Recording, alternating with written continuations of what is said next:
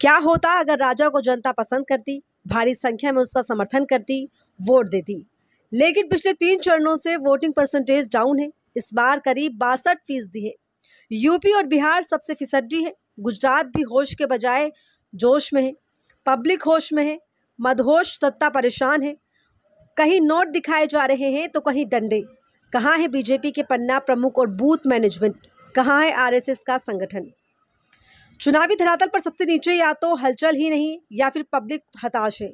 बहुतेरे मित्र अभी भी मानते हैं कि फर्जी वोट, ईवीएम में गड़बड़ी या फिर जोड़ तोड़ से सत्ता फिर कुर्सी लूट लेगी। मुमकिन है, लेकिन ये भी निराश करने वाला है। यानी वोट दे या ना दे, क्या फर्क पड़ता है जब आना उसी सत्ता को है।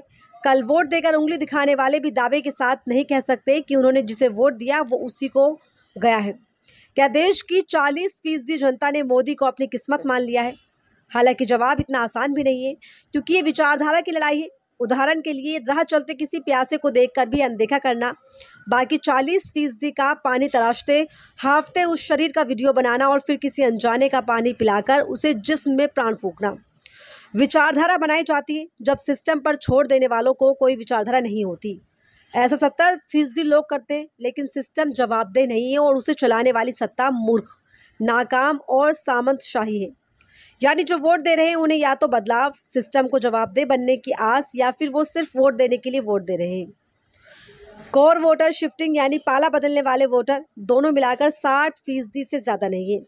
देश के लिए बेख्वाब, सिस्टम से मायूस, सत्ता से विचारों से कट चुके इस तबके को रोजी रोटी रोजगार चाहिए। बीजेपी में भीड़ बढ़ाने के लिए गुंडई करने वाले अपराधियों को छोड़ दे, उनके लिए कोई आवाज़ है? यूपी बिहार में युवाओं की शादी नहीं हो पा रही, परिवार चिंतित है, माँ बाप बदलाव की उम्मीद ही पाल सकते हैं, लेकिन युवा निराश है। लिहाजा 4 जून को नतीजा इन आंकड़ों में दिख सकता है। असम की 4 में से 3 सीटें इंडिया को खिसक चुकी हैं। बिहार की 5 में से 4, कर्नाटक की 14 में से 10, महाराष्ट्र की 11 में से 6, यूपी की 10 में से 5 और बंगाल की 4 सीटें।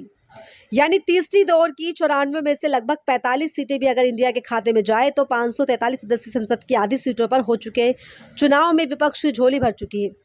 2019 में 67% से ज़्यादा वोटिंग एक राष्ट्रवादी लहर तले हुई थी, जिसका गुब्बारा अब फूट चुका है। आखिर में वही सवाल, ईवीएम में हेरफेर।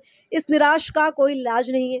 ये जनमत की निराशा और गहराएगी। नरेंद्र मोदी की सत्ता के लिए एक प्राण प्रतिष्ठा का वक्त है। बेजान बेहाल आवाम में जान फूंकने का जतन है।